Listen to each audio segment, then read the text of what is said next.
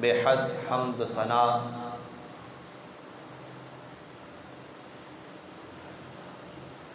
اور اس کے پیارے حبیب امام الانبیاء فخر الانبیاء تاجدار انبیاء آقا نامدار مدنی تاجدار حامی بے کساں والی دو جہاں شہنشاہ حسینہ حضور سرور سروراں مالک کون و مکان احمد مجتبی حضرت محمد مصطفیٰ صلی اللہ تعالی علیہ وآلہ وسلم کی ذات بابرکات پر لاتعداد بے شمار ہدیہ درود و سلام پیش کرنے کے بعد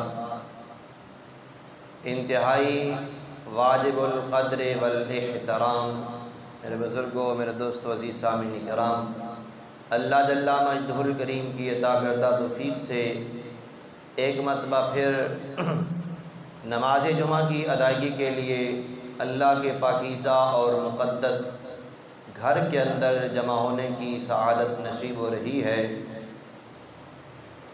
دعا ہے خالق کائنات آپ کی اور میری ہم سب کی حاضری کو اپنی بارگاہ میں قبول فرما کر ہم سب کے لیے بخشش کا ذریعہ بنائے۔ سامعین محترم،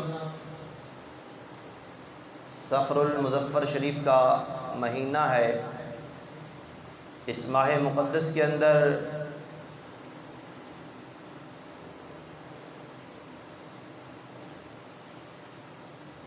حضرت سیدنا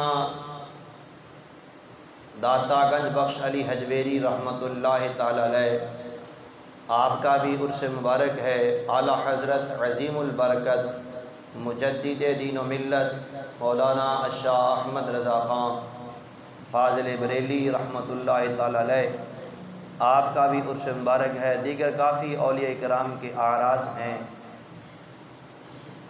اسی مناسبت سے آج کا جو موضوع ہے اولیاء اللہ کی شان اور ان کی صحبت،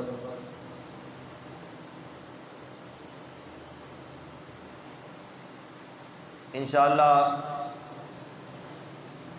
حضرت داتا گنج بخش علی حجویری رحمۃ اللہ علیہ کی سیرت طیبہ، اعلیٰ حضرت کی سیرت طیبہ پر بھی انشاءاللہ بیان ہوگا۔ جو آیہ کریمہ تلاوت کرنے کا شرف حاصل کیا،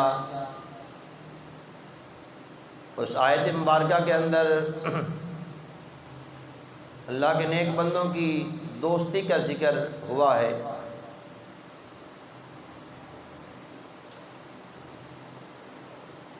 فرمایا قیامت کا جب دن آئے گا نفسا نفسی کا عالم ہوگا، ہر ایک کو اپنی اپنی پڑی ہوگی۔ بھائی بھائی کا دشمن، بیٹا ماں کا اور ماں بیٹے کی، جو باپ اپنا خون پسینہ ایک کر کے اپنی اولاد کے لیے یہاں پر اپنے آپ کو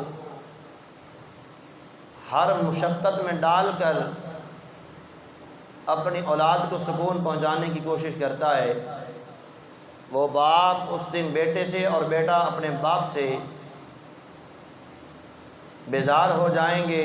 وہ دوست اور وہ یار اور وہ بیلی جو کہتے ہیں کہ تو ذرا بات تو کر، ہم تیرے ایک اشارے پر جو ہے فلاں فلاں کر دیں گے، اس دن وہ بھی کام نہیں آئیں گے۔ جو ماں اپنے بیٹے کے لیے، اپنے اولاد کے لیے لوگوں کی باتیں برداشت کرتی ہے، اپنوں کے اور غیروں کے طعنے بھی سہتی ہے، اور حالات اگر کمزور ہوں تو خود محنت مشقت کرتی ہے، لوگوں کے برتن مانج مانج کر اپنی اولاد کو پالتی ہے۔ فرمایا جب قیامت کا دن آئے گا تو یہ ماں بھی چھوڑ جائے گی، لیکن ایک دوستی ایسی ہے جو قیامت والے دن بھی ختم نہیں ہوگی، وہ دوستی اس دن بھی کام آئے گی۔ رب کے قرآن نے ہمیں بتایا کہ وہ کون سی دوستی ہے جو دوستی قیامت والے دن بھی کام آنے والی ہے۔ وہ نیک اور پاک لوگوں کی دوستی ہے، متقی لوگوں کی دوستی ہے۔ آئیے ذرا رب کا قرآن پڑھتے ہیں، دیکھتے ہیں کہ وہ کون لوگ ہیں جن لوگوں کی دوستی اللہ تعالیٰ فرماتا ہے کہ قیامت کے دن بھی ختم ہونے والے نہیں ہیں۔ ذرا ذوق سے ایک مرتبہ بول دیں سبحان اللہ۔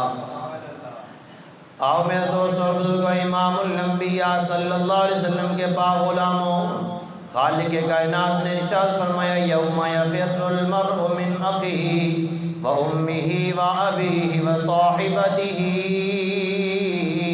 و بنیہ لکل امرئ منہم یومئذ شأن یغنیہ۔ فرمایا جب قیامت کا دن آئے گا یوم یفر المرء من اخیہ، سارے دوست سارے بھائی تیرا ساتھ چھوڑ جائیں گے، وَأُمِّهِ وَأَبِي، ماں بھی ساتھ چھوڑ جائے گی، وَأَبِي، باپ بھی ساتھ چھوڑ جائے گا، وَصَاحِبَتِهِ وَبَنِي، بیوی بھی ساتھ چھوڑ جائے گی، اور جناب والا بیٹے بھی ساتھ چھوڑ جائیں گے، لِكُلِّ امْرِئٍ مِّنْهُمْ يَوْمَئِذٍ شَأْنٌ يُغْنِيهِ۔ اس دن ہر بندہ اپنی فکر میں لگا ہوگا۔ خالق کائنات کا قرآن پڑھیں، یا اللہ سارے رشتے ناتے، ساری دوستیاں، سارے یارانے ختم ہو جائیں گے۔ اللہ نے فرمایا ہاں سارے یارانے چھوڑ جائیں گے، ساری رشتہ داریاں چھوڑ جائیں گی۔ یا اللہ کوئی ایسی دوستی ہے جو قیامت کے دن بھی کام آئے؟ فرمایا ہاں ہاں وہ میرے نیک بندوں کی دوستی ہے۔ آئیے رب کا قرآن پڑھیں، 25واں پارہ ہے۔ خالق کائنات کا قرآن کہتا ہے الاخلاء یومئذ بعضهم لبعض عدو الا المتقین۔ فرمایا قیامت کا دن ایسا دن ہوگا جس دن سارے خلیل، سارے دوست، سارے سنگی بیلی ساتھی، سارے کے سارے ساتھ چھوڑ جائیں گے۔ قرآن کہتا ہے عدو، بلکہ ایک دوسرے کے دشمن ہو جائیں گے۔ کوئی اپنے قریب کسی کو آنے نہیں دے گا، ہر کوئی اپنی فکر میں لگا ہوگا یا اللہ اس دن کس کی دوستی کام آئے گی؟ اللہ کا قرآن کہتا ہے الا المتقین۔ ہمیں نیک لوگوں کی دوستی، نیک لوگوں کا یارانہ، متقی پرہیزگاروں کی دوستی قیامت والے دن بھی کام آئے گی۔ ذوق سے بولیں سبحان اللہ۔ میں نیک اللہ کے جو نیک بندے ہیں ان کی دوستی، ان کا یارانہ، ان کے ساتھ تعلق جو تم نے قائم کیا ہوگا، میں وہ قیامت کے دن بھی کام آئے گا۔ آؤ میں ایک حدیث پاک بیان کرتا ہوں، اس کے بعد شیخ سعدی رحمۃ اللہ علیہ کی حکایت بیان کر رہا ہوں، روایت انہوں نے اپنی ایک بات بتائی ہے۔ قیامت کے دن نیک لوگوں کی دوستی کیسے کام آئے گی؟ مشکاۃ شریف صفحہ نمبر 494 ہے۔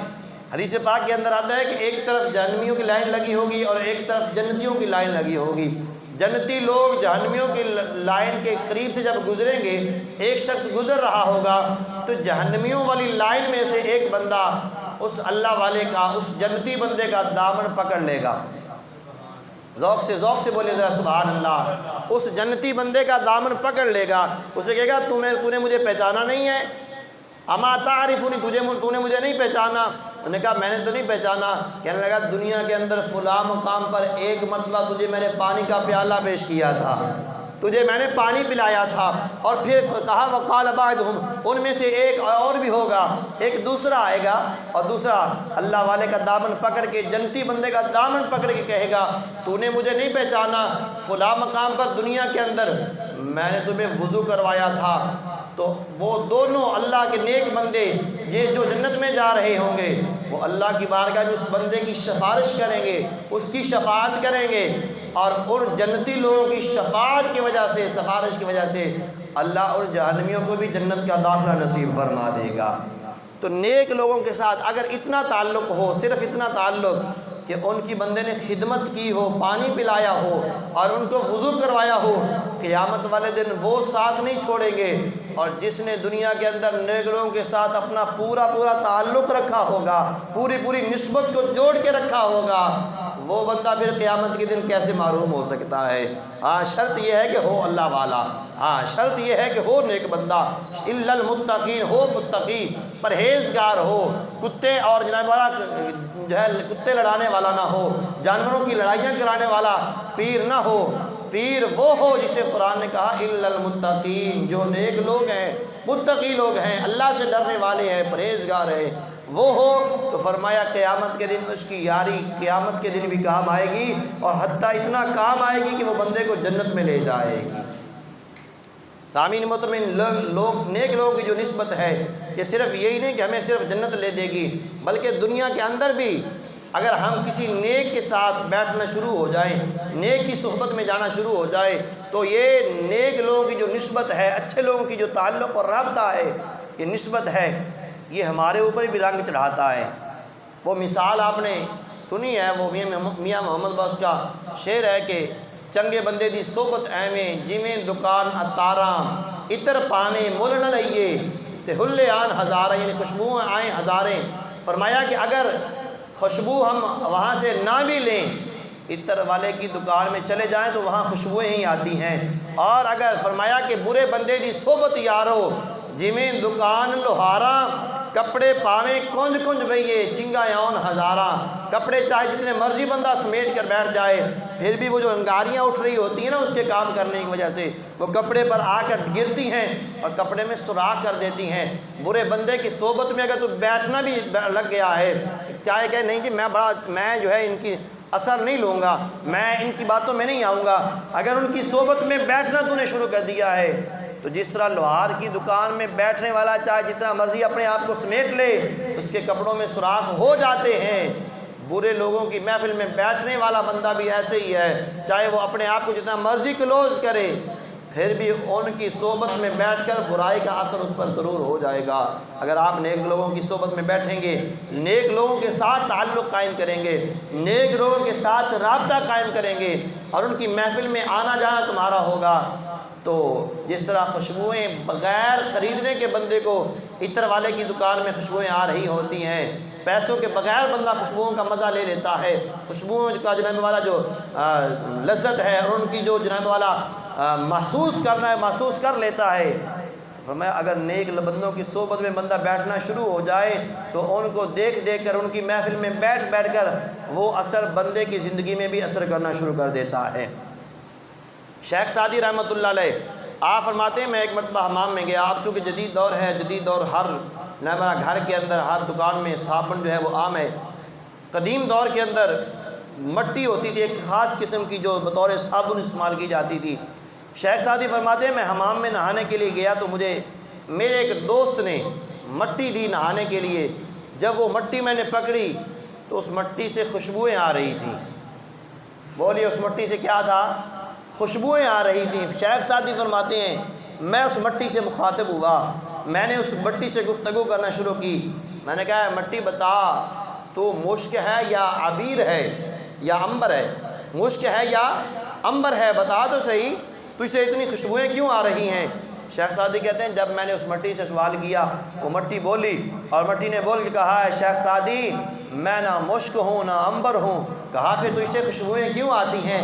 کہا نہ میں مشک ہوں نہ میں عنبر ہوں، کچھ عرصہ میں پھولوں کی صحبت میں رہی ہوں، کچھ عرصہ میں پھولوں کے جناب والا باغیچے میں رہی ہوں، یہ پھولوں کا اثر ہے جو مجھ سے خوشبوئیں آتی ہیں، ولیکن کہا کہ لیکن میں تو ایک خاک ہوں، میں تو ایک مٹی ہوں، پہلے بھی مٹی تھی اب بھی مٹی ہوں، ہمیشہ مٹی رہوں گی، یہ تو پھولوں کی صحبت کا اثر ہے کہ جو مجھ سے خوشبوئیں آتی ہے۔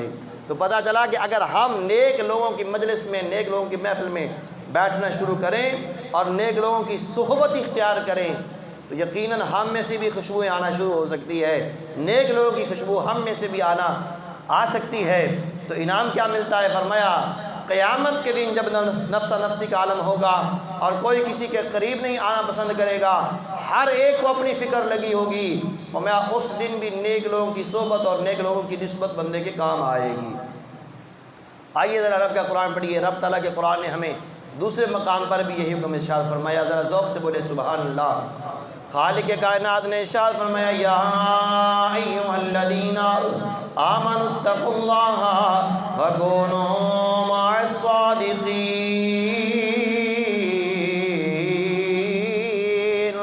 میں اے لوگو اللہ سے ڈرو اور سچے لوگوں کے ساتھ ہو جاؤ۔ یا ایھا الذین آمنو، اے ایمان والو، اتقوا اللہ، اللہ سے ڈرو، وکونوا مع الصادقین، سچے لوگوں کے ساتھ ہو جاؤ۔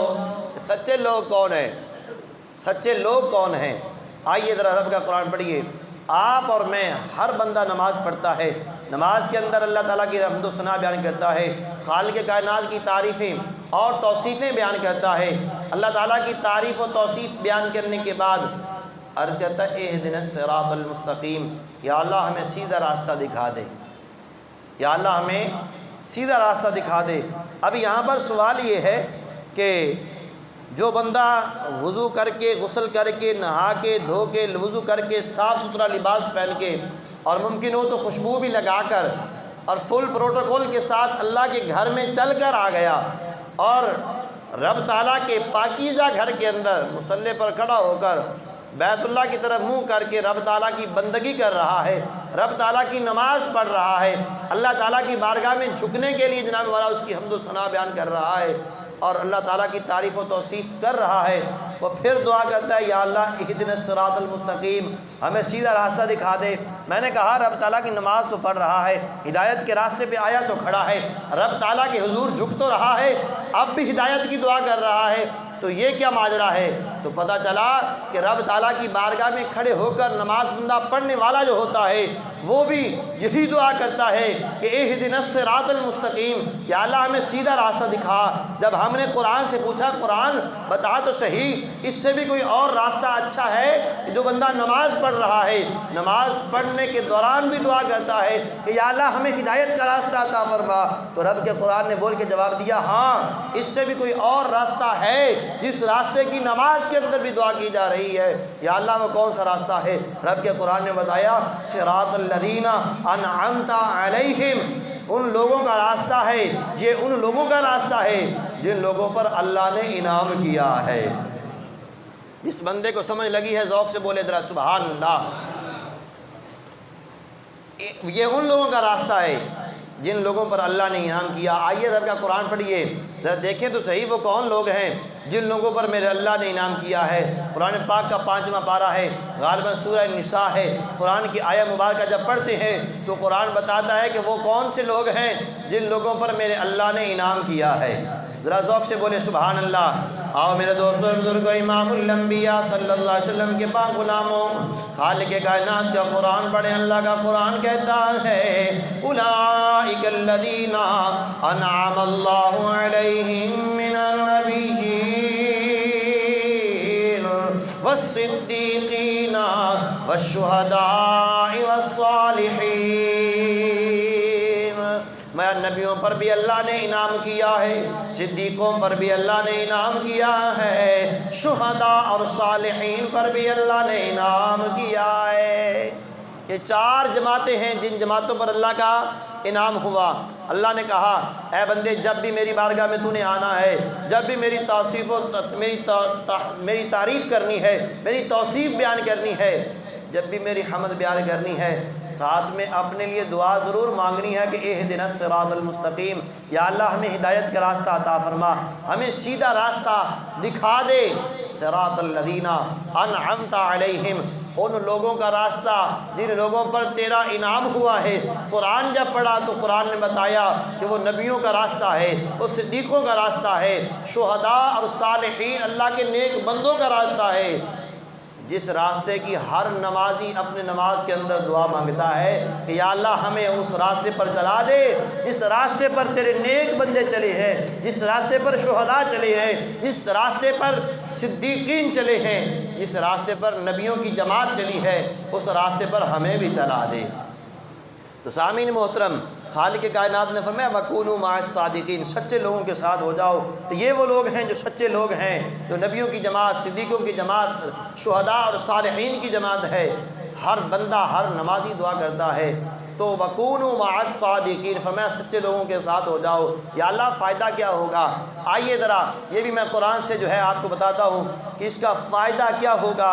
جب خالق کائنات نے فرشتوں کو حکم دیا کہ فرشتوں مجھے میرے آدم کو سجدہ کرو، تو قرآن کہتا ہے فسجدوا، سارے کے سارے جھک گئے، الا ابلیس، ایک تھا جو اکڑ کر کھڑا رہا، استکبر وکان من الکافرین، اس نے تکبر بھی کیا اور کافروں میں سے ہو گیا۔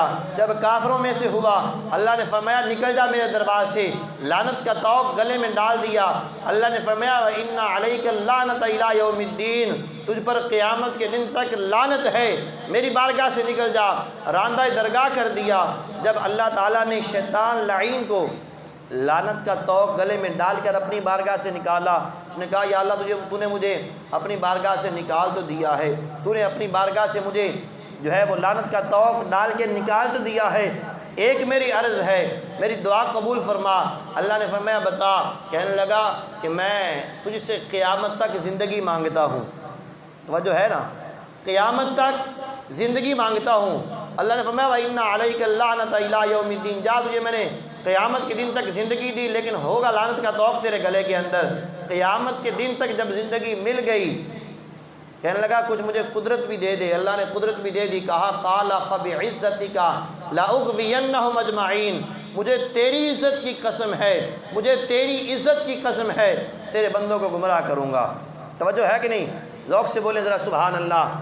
یہاں پر میں بات یہ کرنا چاہتا ہوں، شیطان جس کا ابھی ابھی لعنت کا طوق اس کے گلے میں ڈالا گیا ہے، ابھی ابھی رب تعالیٰ کی تازی نافرمانی کی ہے، رب تعالیٰ نے اپنی بارگاہ سے نکالا، اس نے کہا یا اللہ مجھے قیامت تک زندگی دے دے۔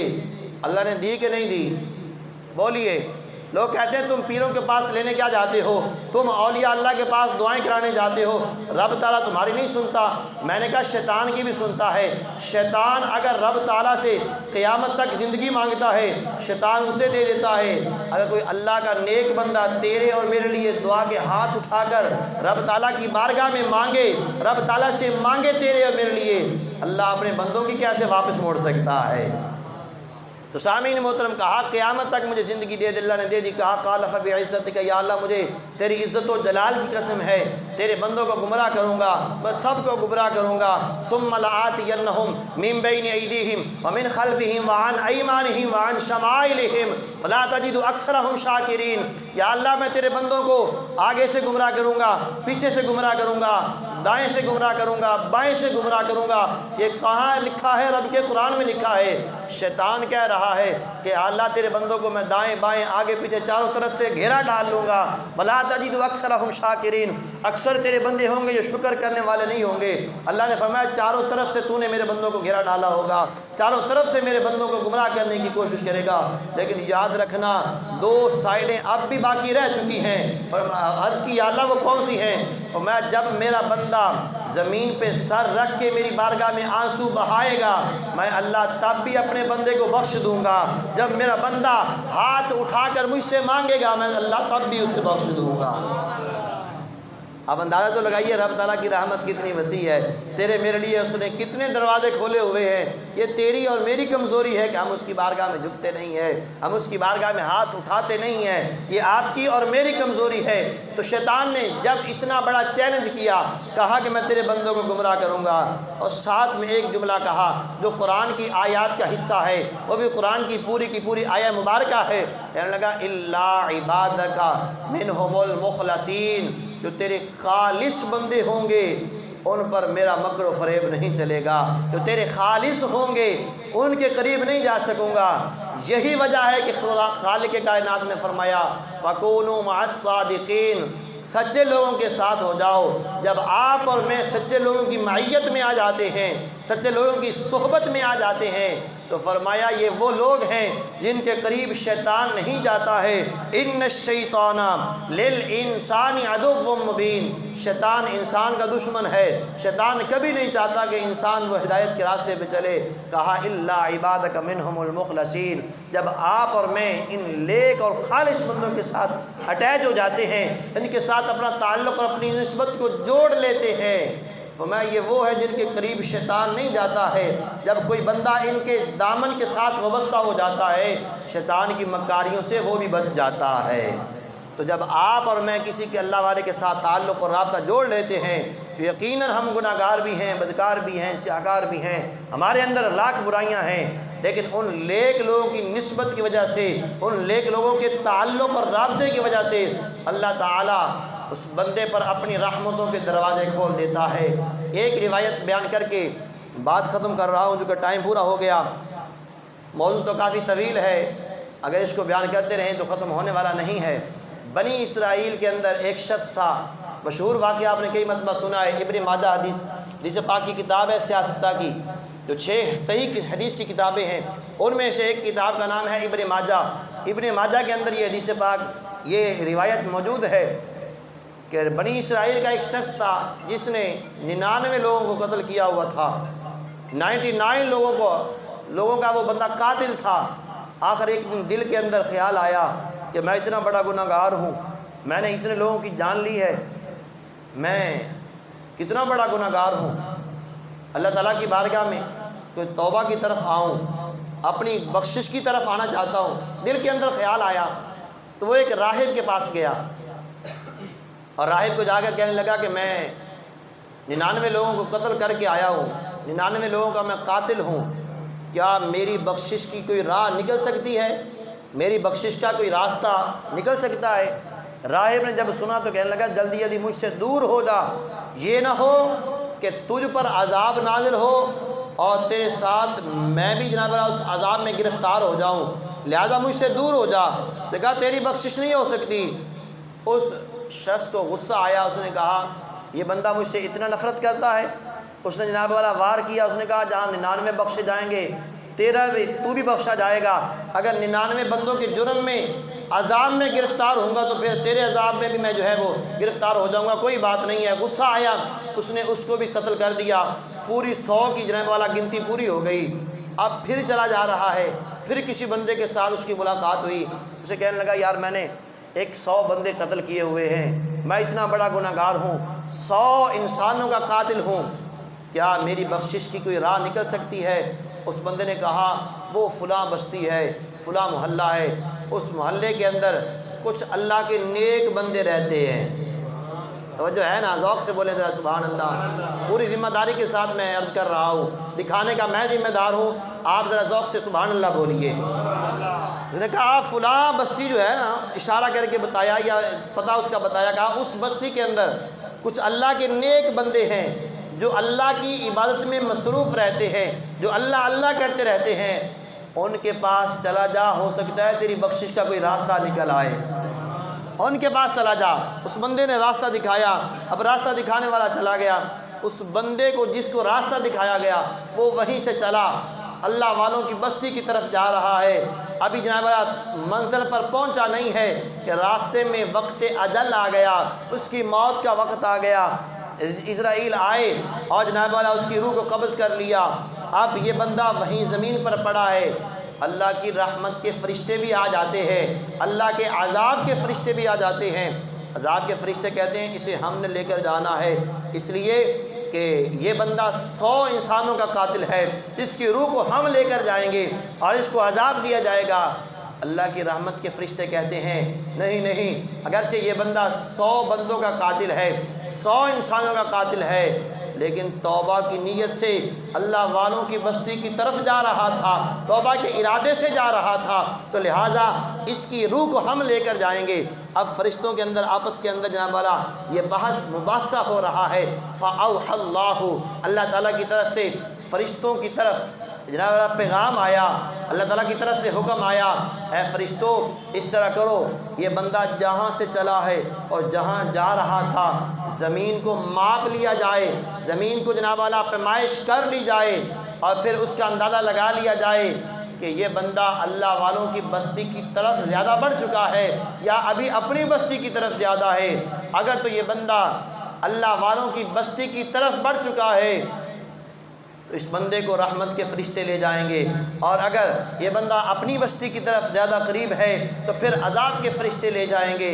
علماء عشاق لوگ لکھتے ہیں کہ جب اس بندے کی روح قبض ہوئی تھی تو وہ اس بندے کے جناب والا ایسے مقام پر پڑا تھا جو اپنی بستی کے قریب تھا، لیکن اللہ تعالیٰ کی رحمت کا جوش آیا، اللہ نے زمین کو حکم دیا ہے زمین سکڑ جا، اے زمین سکڑ جا، زمین سکڑ گئی۔ جب پیمائش کی گئی تو وہ بندہ ایک بالشت، یوں کہہ لیں کہ ایک گٹھ یا ایک جناب والا غاز، وہ اللہ والوں کی بستی کا جو حدود تھی اس طرف میں وہ داخل ہو چکا تھا، صرف اتنا جناب والا اس کی طرف داخل ہونے کی وجہ سے اللہ تعالیٰ نے اس بندے کی مغفرت فرما دی اور اس کی روح کو اللہ کی رحمت کے فرشتے لے گئے ہیں۔